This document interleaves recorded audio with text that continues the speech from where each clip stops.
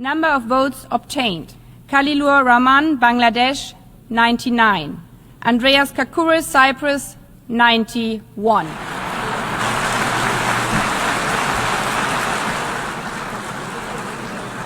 ভঙ্গুর রাজনৈতিক ব্যবস্থা টালমাটাল পরিস্থিতি এই অবস্থায় দেশের হাল ধরে বিএনপি সরকার একে একে পার হয়েছে 3 মাস।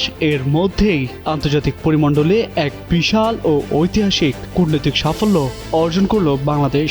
মঙ্গলবার জাতিসংঘের সাধারণ পরিষদের 81তম অধিবেশনের সভাপতি নির্বাচনে জয়লাভ করেছেন বাংলাদেশের পররাষ্ট্রমন্ত্রী ডক্টর খলিলুর রহমান। বিশ্বমঞ্চে দেশের এই গৌরবোজ্জ্বল অর্জনে দেশ জুড়ে বিএনপি নেতাকর্মীদের পাশাপাশি সাধারণ মানুষের মধ্যে বইছে খুশির জোয়ার। এদিকে সাধারণ পরিষদের 81তম অধিবেশনের সভাপতি নির্বাচিত হওয়ায় বিশ্বের বিভিন্ন দেশের নেতৃবৃন্দ, পররাষ্ট্রমন্ত্রী এবং বিভিন্ন আন্তর্জাতিক সংস্থা বাংলাদেশের পররাষ্ট্রমন্ত্রী খলিলুর রহমানকে অভিনন্দন জানিয়েছেন। তারা এই বিজয়কে বাংলাদেশের ক্রমবর্ধমান বৈশ্বিক মর্যাদা এবং বহুপক্ষীয়তার প্রতি অঙ্গীকারের স্বীকৃতি হিসেবে উল্লেখ করেছেন।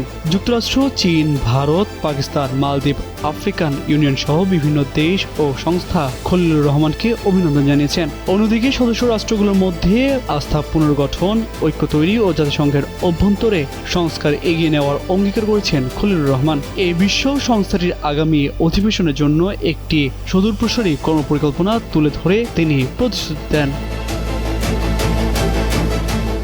রাজনৈতিক ও কূটনৈতিক বিশ্লেষকদের অনেকেই বিএনপি সরকারের দায়িত্ব গ্রহণের অল্প সময়ের মধ্যে একে অন্যতম প্রধান এবং বড় ধরনের আন্তর্জাতিক সফলতা হিসেবে আখ্যায়িত করেছেন। তাদের আন্তর্জাতিক পরিমণ্ডলে বাংলাদেশের কূটনৈতিক সাফল্য যে পালক যুক্ত হয়েছে তা নিঃসন্দেহে স্বস্তির খবর।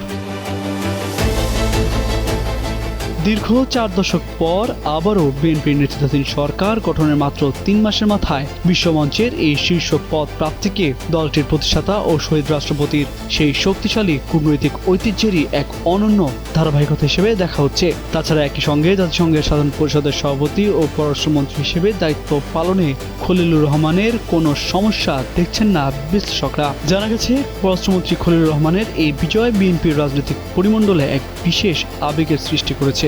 দলটির নেতাকর্মীরা স্মরণ করছেন বাংলাদেশের প্রথমবার জাতিসংঘ সাধারণ পরিষদের সভাপতি পদ পাওয়ার ঐতিহাসিক মুহূর্তটিকে।